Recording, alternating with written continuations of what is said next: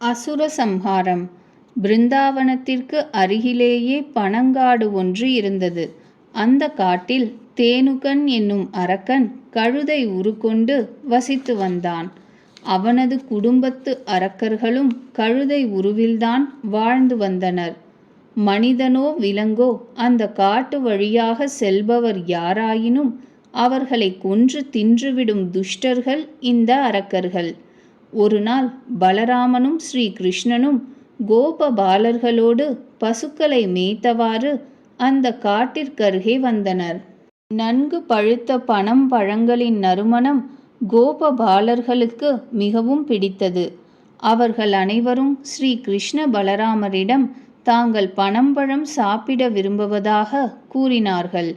தங்கள் நண்பர்களின் பேச்சை கேட்ட சகோதரர் இருவரும் அந்த காட்டிற்குள் சென்றனர். பலராமர் ஒரு பனைமரத்தை பிடித்து உலுக்கினார். அதனால் அந்த பனைமரத்திலிருந்து பழங்கள் உதிர்ந்தன. பனம்பழங்கள் விழும் ஒலி கேட்டு தேனுகாசுரன் ஓடோடி வந்தான். கழுதை உருவிலிருந்த அவ்வசுரன் அதற்கேற்ப பலராமரின் மார்பில் பின்னங்கால்களால் உதைத்தான். பலராமர் அந்த அரக்கனின் இரு பின்னங்கால்களையும் பிடித்து அவன் உயிர் போகும்படி சுழற்றினார். பின் அவர் அவனது உடலை சுழற்றி சுழற்றி ஒரு பனைமரத்தின் மீது மோதினார். இதனால் அந்த மரமும் முறிந்துவிட்டது. தேனுகாசுரன் இறந்த பிறகு கழுதை உருவிலிருந்த அவனுடைய குடும்பத்தினரான அசுரர் அனைவரும் ஓடி வந்தனர். ஆனால் ஸ்ரீ கிருஷ்ணனும் பலராமனும் அந்த அரக்கர்களின் கால்களை பிடித்து மோதி அறைந்து கொன்றனர்.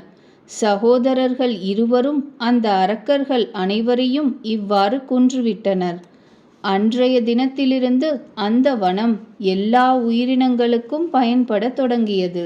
ஒரு நாள் கம்சன் அனுப்பிய பிரலம்பன் எனும் அரக்கன் ஆயர் சிறுவனை போன்ற உருவில் வந்து கோபபாலகர்களுடன் சேர்ந்து விளையாடத் தொடங்கினான்.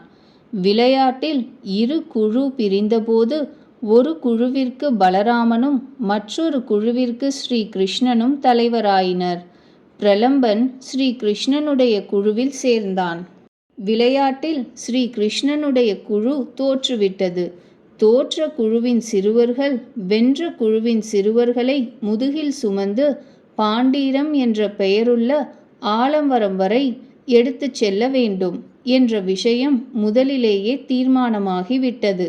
ஸ்ரீ கிருஷ்ண பகவானின் குழுவை சேர்ந்த சிறுவர்கள் பலராமருடைய குழுவில் இருந்த சிறுவர்களை முதுகில் உட்கார வைத்து கொண்டனர். பிரலம்பாசுரன் பலராமரை முதுகில் உட்கார வைத்து கொண்டான். அந்த அசுரன் பலராமரை கம்சனிடத்தில் கொண்டு செல்ல விரும்பினான். புதிதாக வந்த சிறுவன் தன்னை எடுத்துக்கொண்டு மிக வேகமாக ஓடிக்கொண்டிருப்பதைக் கண்ட பலராமர் தன்னுடைய பாரத்தை அதிகமாக்கி கொண்டார்.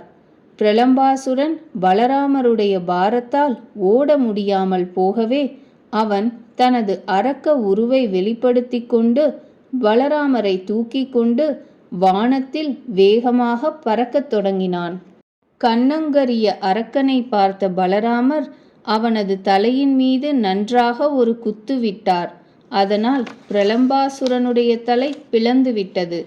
அவன் இறந்து விழுந்தும் விட்டான்.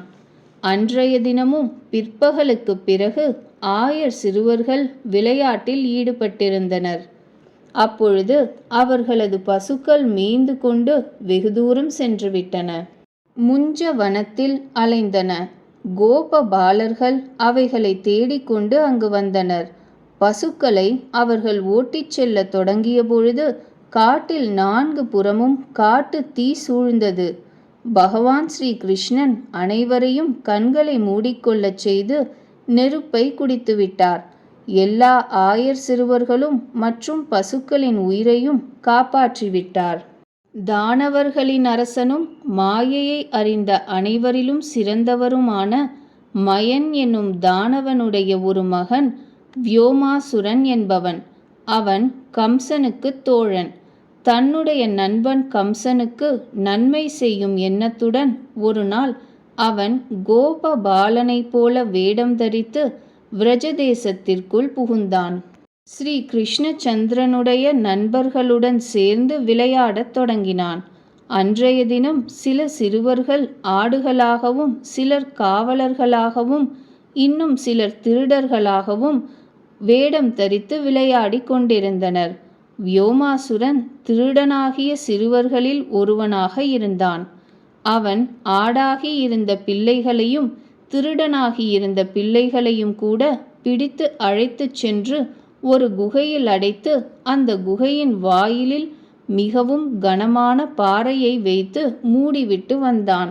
அவன் எல்லா சிறுவர்களையும் அடைத்த பின் கொன்றுவிட விரும்பினான். வியோமாசுரன் ஆடாகி இருந்த எல்லா சிறுவர்களையும் பெரும்பாலான திருடராகி இருந்த பாலர்களையும் கூட குகையில் அடைத்ததும் ஸ்ரீ கிருஷ்ண பகவானுக்கு அவன் மீது ஐயம் உண்டாயிற்று. அவன் ஒரு சிறுவனை கொண்டு செல்லும் பொழுது ஸ்ரீ கிருஷ்ணனும் அவனுக்கு பின்னால் தெரியாது ஓடினார். அவ்வசுரனை கையும் களவுமாக பிடித்து விட்டார். வியோமாசுரன் தன்னுடைய அரக்க உருவை வெளிப்படுத்தி கொண்டு உயிரை காத்து கொள்ள ஓட முயற்சித்தான். ஆனால் பகவான் ஸ்ரீ கிருஷ்ணன் அவனை கையால் அடித்தும் குத்தியும் கொன்றும் விட்டார். குகையின் வாயிலில் இருந்த பாறையை விலக்கிய பகவான் தனது நண்பர்களாகிய எல்லா கோப பாலர்களையும் வெளியே அழைத்து காப்பாற்றி வந்தார்.